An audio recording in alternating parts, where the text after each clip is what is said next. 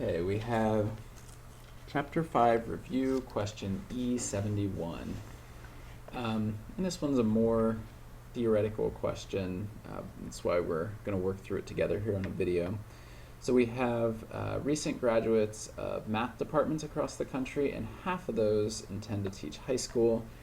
And we have a random sample of size 2.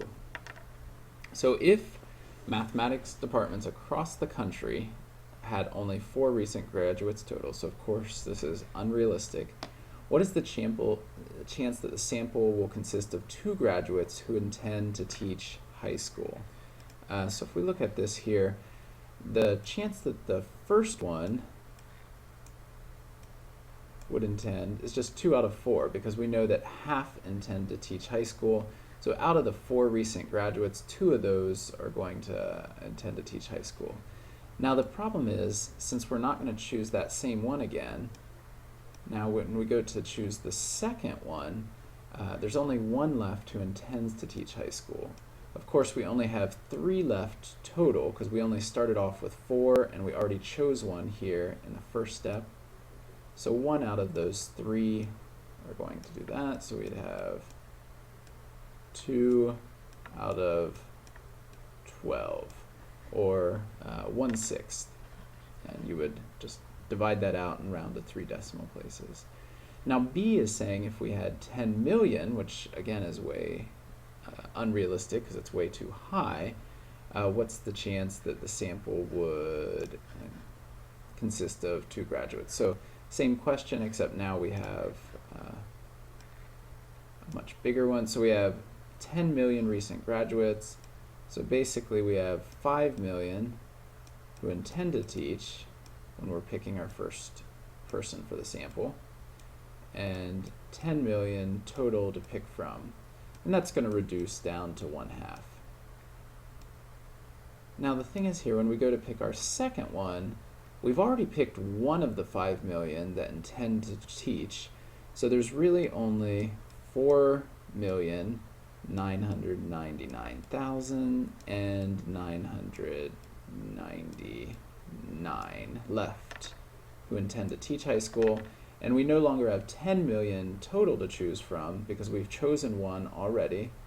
So we only have 9,999,999. There we go. And if we multiply this out right here, we'd get a really ugly number, but it'd basically be 0.2499999. It's just a hair below 0.25. So if we round it to 3 decimal places, actually, we are going to get 0.250.